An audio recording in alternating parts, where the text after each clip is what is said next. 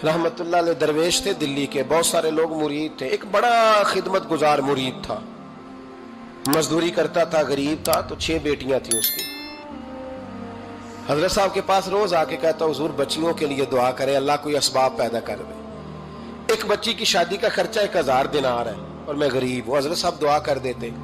खानका शरीफ के थोड़े ही फासले पर, हजरत जहां बैठ के मुरीदों की तरबियत करते थे, उससे थोड़ा ही फासले पर ना एक ईसाई रहता था, बड़ा मालदार था, बड़ी सारे ऊंट, गायें, भेड़, बकरियां रखी हुई थी और हजरत शरफुद्दीन रहमतुल्लाह अलैह की बड़ी मुखालफत करता था। और ये जो आपका गरीब मुरीद था, ये उसका पड़ोसी था। एक दिन बुला के ना उनको कहने लगा कि तू किधर जाके जो है वो टकरे मार रहा है, वहां से कुछ नहीं मिलने वाला। वो तुझे क्या देंगे जिनकी खानका खुद चंदे पे चलती है, मदरसा चंदे पे चलता है, मस्जिद चंदे पे चलती है, तेरी बेटी का मामला कहां हल होगा?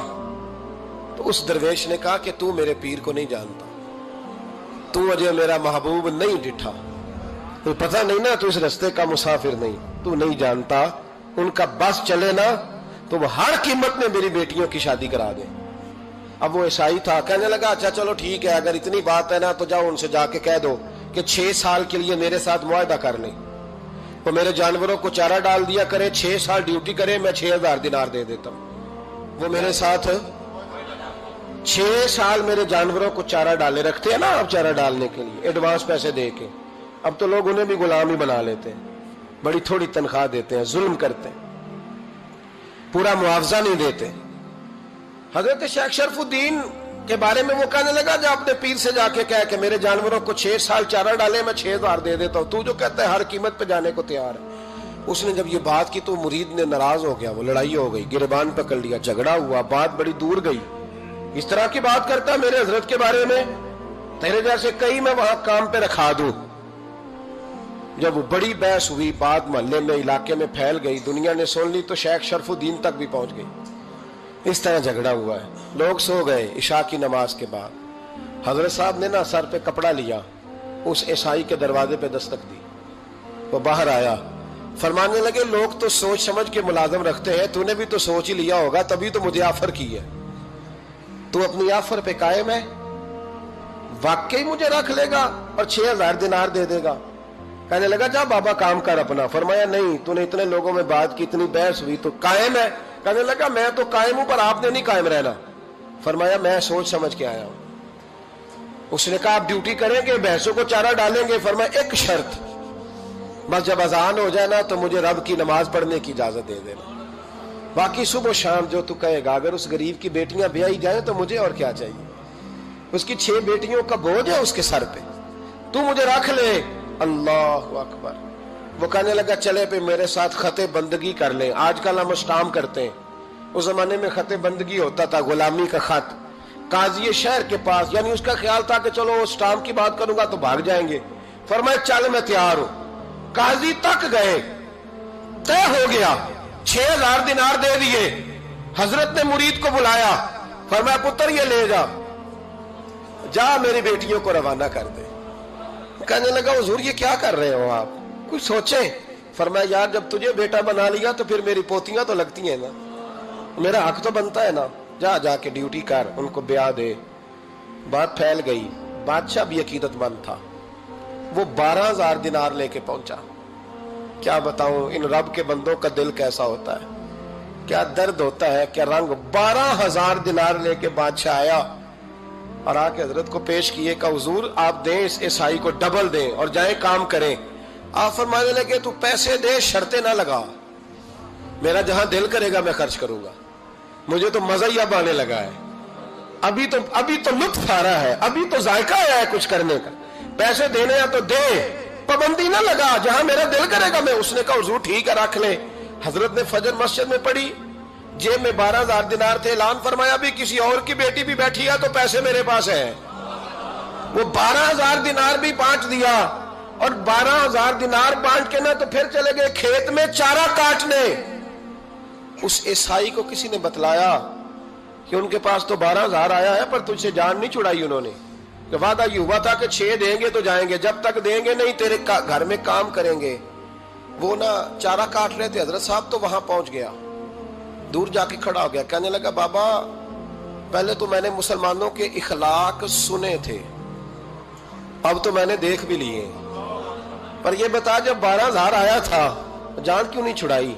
تو حضرت چارہ کاٹتے کاٹتے رو پڑے، فرمانے لگے تو نہیں نہ جانتا یہ بیٹیاں سانجھی ہوتی ہیں، پتہ نہیں نا، میرے رسول پاک نے تو حاتم تائی کی بیٹی کے سر پہ کپڑا رکھ کے کہا تھا بیٹیاں برابر ہوتی ہیں، تو یہ نہیں پتا جب اس کی 6 بیٹیوں کی شادی ہوئی ہے میرے اندر روحانیت کتنی بڑی ہے۔ فرمایا پھر 12,000 آیا ہے تو 2-4 بچیاں پھر گئی ہیں، تجھے نہیں پتا میں اندر سے راضی کتنا ہوں، میں تیری نوکری کرتا رہوں گا، پتہ نہیں اللہ کتنی بیٹیوں کو بیاہ دے گا۔ اتنا رویا وہ عیسائی کے پیروں میں بیٹھ گیا، کہنے لگا بابا میں نے تیری مخالفت کی ہے پر تیرے قریب آ کے پتہ چلا ہے کہ تو بہت اونچے اخلاق کا مالک ہے، اور اگر تیرا یہ مقام ہے تو تجھے اخلاق سکھانے والے محمد عربی کی شان کتنی ہوگی۔ ظالم کی بولیے جاتے نہیں لوگ جھوٹے گواہ بن کے، وکیل صاحب کو نہیں پتا ہوتا کہ یہ بندہ مجرم ہے جو میرے پاس آیا، کیا مجرموں کے وکیل نہیں ہوتے؟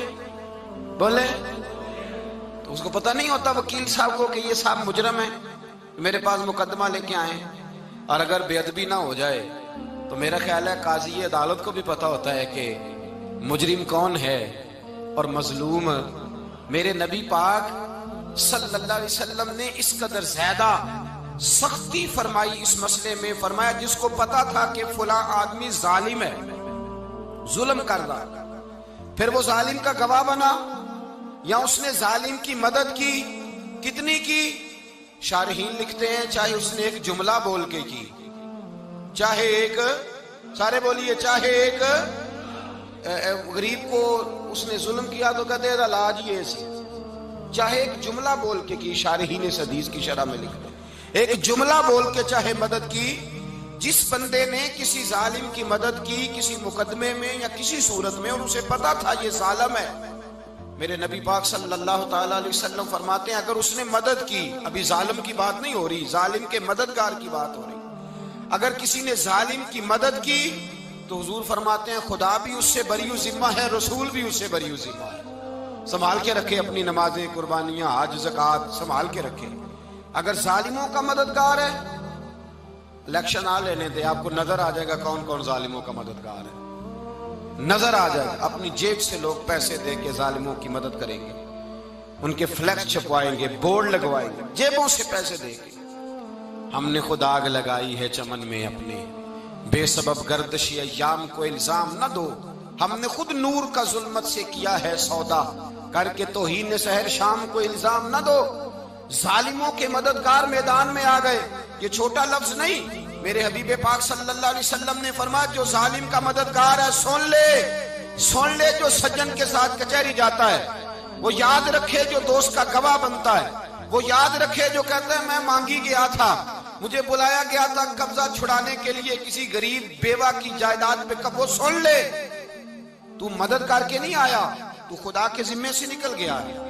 رسول پاک نے فرمایا تیرا میرا تعلق ختم ہو گیا، تو ظالم کا مددگار ہو گیا، پھر تو کہتا میں بے چین ہوں، میں بے قرار ہوں، میں آزمائش کا شکار ہوں، پلٹ کے دیکھ تو صحیح تیرا گناہ کتنا بڑا ہے۔ میرے نبی پاک صلی اللہ علیہ وسلم کا ایک اور فرمان سن لیں، ابن ماجہ ابو داؤد میں موجود ہے، اس حدیث کو آپ نے یاد کر لینا ہے، کر لیں گے انشاءاللہ، سارے کہیے انشاءاللہ، کر لیں گے یاد۔ حضور صلی اللہ علیہ وسلم نے فرمایا اگر تو ظالم کی مدد کرے گا نا، یہ لفظ دل کی تختی پہ لکھ لینا، یہ مکافات عمل ہے، مکافات عمل دنیا، ادھر کرو گے تو ادھر بھرو گے۔ فرمایا اگر تو کسی ظالم کی مدد کرے گا، سن لے حضور کا فرمان ہے، اگر تو ابن ماجہ ابو داؤد سیاہ میں موجود ہے، فرمایا اگر تو کسی ظالم کی مدد کرے گا تو رب تعالیٰ مرنے سے پہلے تیرے اوپر بھی ظالم کو مسلط کر دے گا، تیرے اوپر بھی ایک دفعہ ظلم ضرور ہوگا اگر تو ظالم کی، وہ کسی صورت میں بھی ہو سکتا ہے، کسی صورت میں بھی تیرا بیٹا ہی اٹھ کے ظلم کر دے گا، تو الجھ جائے گا، کسی نہ کسی جگہ تیرے لیے تباہی کا سامان ہوگا، تیرے اوپر ظلم ہوگا، اس لیے کہ تو ظالموں کا مددگار ہے۔ چاہیے یہ تھا کہ تو مظلوم کی مدد کرتا، انسانی ایمانی یقین کا فریضہ سر انجام دیتا، تو ظالموں کا مددگار ہو گیا۔ ٹٹول کے دیکھ لیں، رزلٹ نکال کے دیکھ لیں، ہمارے زمانے میں ظالموں کے مددگار زیادہ ہیں، اتنی لمبی زبانیں نکال کے ظالموں کی مدد کرتے ہیں، بڑے بڑے کالم نویس اللہ نے انہیں قدرت دی لکھنے کی، تو اپنا قلم ظالموں کی مدد میں خرچ کرتے ہیں۔ وہ لوگ جن کو اللہ تبارک و تعالیٰ نے قدرت دی، ہمت دی، طاقت دی، کچھ لوگ ان کے حلقہ احباب میں، وہ اپنے لوگوں کو استعمال کر کے ظالموں کی مدد کرتے ہیں، ظالموں کی مدد کرتے ہیں۔ میرے نبی کریم سید عالم نور مجسم صلی اللہ علیہ وسلم نے فرمایا، اگر تو نے ظالم کی مدد کی تو جب تک تو توبہ نہیں کرے گا رب تجھ سے ناراض ہی رہے گا۔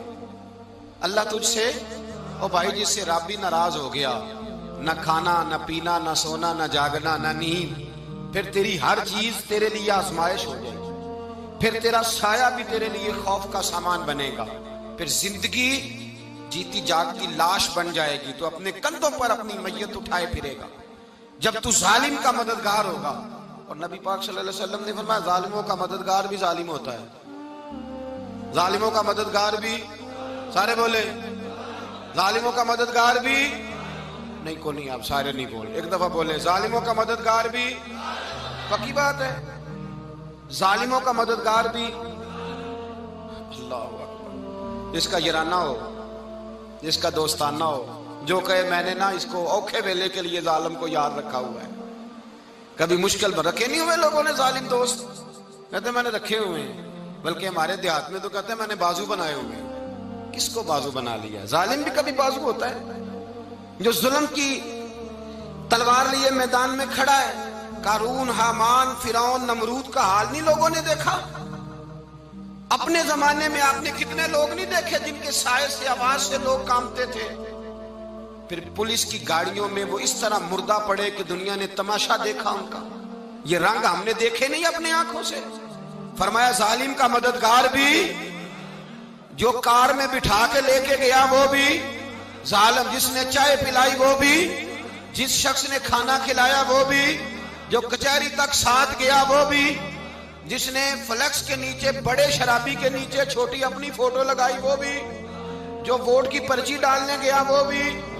کہہ دینا باہر نکل کے کہ حضرت صاحب نے سیاسی تقریر کی ہے، کہہ دینا، پر بات تو سچی ہے نا۔ خو کرے ہم تو سے تھوڑا سا گلا بھی سن لے، خو کرے ہم تو سے تھوڑا سا بھی گلا۔ امام مالک کے پاس ایک بندہ آیا، اس نے کہا حضور میں درزی ہوں، ایک ظالم بادشاہ مجھ سے کپڑے سلواتا ہے، میں تو ظالموں کا مددگار نہیں نا۔ ایک ظالم بادشاہ مجھ سے، حضور میں تو مددگار نہیں نا ظالموں کا۔ جو فرمایا ظالموں کا مددگار بھی ظالم ہوتا ہے، تو کپڑے لے کے آتا ہے، میں سی کے دے دیتا ہوں، ذمہ داری نہیں۔ یہ ایک آدمی دکاندار ہے، اس سے کوئی بندہ چیز خریدنے آئے گا تو تھوڑی کہے گا میں نے نہیں دینی، تو دے گا۔ کوئی بندہ اگر کسی شخص سے کوئی کام کہتا ہے جو اس کی فیلڈ ہے، اس کا شعبہ ہے، اس کا معاش کا وہ سلسلہ ہے، کہتے ہیں یا رسول اللہ صلی اللہ علیہ وسلم ظالموں کا مددگار بھی ظالم، حضور نے فرما دیا۔ تو امام مالک سے بندے نے مسئلہ پوچھا، دل کی تختی پہ لکھنے والی باتیں ہیں، کہا حضور میں درزی ہوں، ظالم کپڑے سلواتے ہیں، میں تو مددگار نہیں نا۔ امام صاحب کہنے لگے نہیں، مددگار تو وہ ہوگا جو تجھے سوئی دھاگا فراہم کرے گا، تو پورے کپڑے سی کے دیتا ہے، تو خود بہت بڑا ظالم ہے، تو پورے سوٹ سی کے دیتا ہے، تو بہت بڑا ظالم خود ہے۔ مددگار تو وہ ہوگا جو تجھے دھاگا دے گا، جو تجھے بٹن دے گا، جو تجھے نلکی دے گا۔ جو ظالم سے اتنی نفرت ظلم کر کے بندہ ہے، یہاں تو ہمارے زمانے میں ہیرو بن جاتے ہیں لوگ، ظالم ہیرو ہے، لوگ اس سے ڈرتے پھرتے ہیں، گھومتے پھرتے ہیں، اور بہت سارے کم مزاج لوگ اس کے پیچھے ہاتھ باندھ کے پھرتے ہیں۔ ظالموں کی مدد کرنا، ظالموں کے ساتھ رہنا، یہ ظلم ہے، ظلم، یہ زیادتی ہے۔ میرے نبی پاک صلی اللہ تعالی علیہ وآلہ وسلم نے ارشاد فرمایا، یاد رکھو رب فرماتا ہے میں مظلوم کی مدد ضرور کروں گا، چاہے جلدی کروں چاہے دیر سے کروں، میں مظلوم کی مدد۔ اور حضور صلی اللہ علیہ وسلم نے فرمایا ہے، حضرت معاذ بن جبل کہتے ہیں حضور نے مجھے یمن کا گورنر بنایا، جب میں جانے لگا نا تو حضور نے بڑی نصیحتیں کی، بخاری میں موجود ہے، فرماتے ہیں جب میں پلٹنے لگا تو میرے رسول نے فرمایا معاذ ایک منٹ ٹھہر جا، ایک بات میری یاد رکھنا، اس کو نہ بھولنا۔ کہا حضور کیا؟ فرمایا دیکھنا کسی پہ ظلم نہ کر بیٹھنا، کہیں تجھ سے زیادتی نہ ہو جائے۔ محبوبہ پھر حضور نے فرمایا سن میرے معاذ، میں تجھے گورنر بنا رہا ہوں، زیادتی نہ کر بیٹھنا۔ یا رسول اللہ صلی اللہ علیہ وسلم کیا ہوتا ہے؟ تو میرے کریم نے فرمایا جب مظلوم دعا کے لیے ہاتھ اٹھاتا ہے تو عرش کا مالک کہتا ہے فرشتوں پیچھے ہٹ جاؤ، عرش کا مالک کہتا ہے فرشتوں پیچھے ہٹ جاؤ۔